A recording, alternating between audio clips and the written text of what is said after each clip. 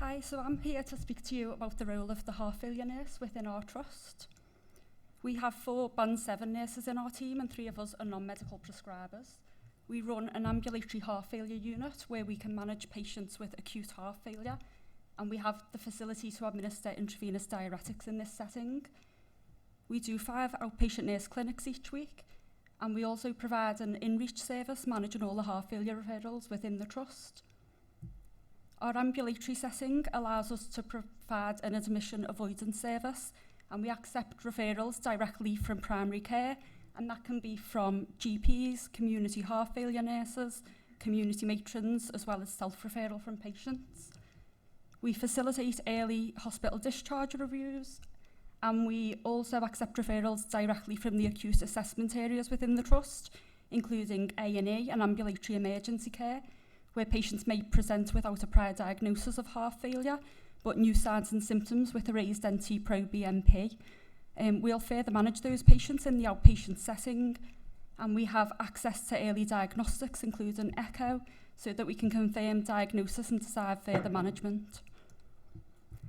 Our service is nurse-delivered but consultant-led, and we have twice weekly MDT with one of our heart failure consultants, where we can discuss the patients who are attending the service. And we also use this opportunity to discuss any complex inpatient referrals that we may have managed. We have access to refer patients for discussion at multi-speciality MDT, as many of our patients have significant comorbidity. Within our unit, we have the provision to treat 8 patients each morning with IV diuretics. We will administer IV Ferinject in the unit. We will review and optimise heart failure medication. We'll identify patients who may benefit from onward referral for assessment with other teams, such as for cardiac device therapy or for assessment at an advanced heart failure clinic. And we'll also identify any patients who may benefit from advanced care planning discussions and initiate those conversations while the patient's under our care. We do have some exclusion criteria for managing patients in the service, and that includes patients who are presenting with an acute coronary syndrome or cardiac arrhythmia, new hypotension, acute pulmonary edema or hypoxia, patients with concurrent illness that requires inpatient treatment, and patients who have got complex social issues that physically aren't able to attend each day for treatment. Of the patients that we've treated with IV diuretics, we've managed over 1,000 patients through a 4-year period, and on average the patient will attend for 5 consecutive days of treatment, and we'll administer high doses of IV furosemide up to 240 mg, which we'll administer over an hour, and we have had a number of patients that have required higher doses up to 480 mg.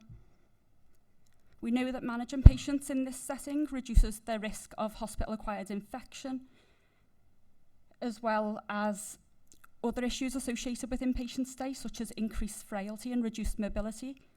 And our data suggests that when we've managed patients in this setting compared to the patients who were managed as an inpatient, there was a reduction in 30-day rehospitalisation and overall mortality.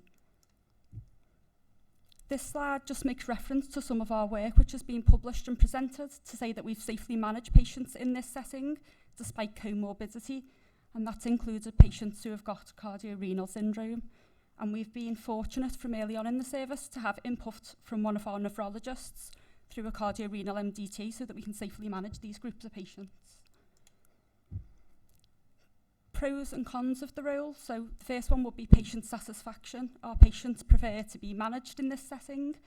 They get to know the team really well, and they're quite comfortable to contact us directly to discuss any concerns or to discuss worsening symptoms. For the nurses, we gain experience managing acutely unwell patients who often have comorbidity, and we work quite closely with our consultants, which is an education opportunity for the nurses. We've all had the opportunity to study through higher education at master's level. We've had the opportunity to present our work at various meetings, and we've also been nominated for a number of awards. The cons would be that it's an extremely busy and often challenging role, and it does come with a lot of responsibility, but overall that's outweighed by the fact that it's a really rewarding job.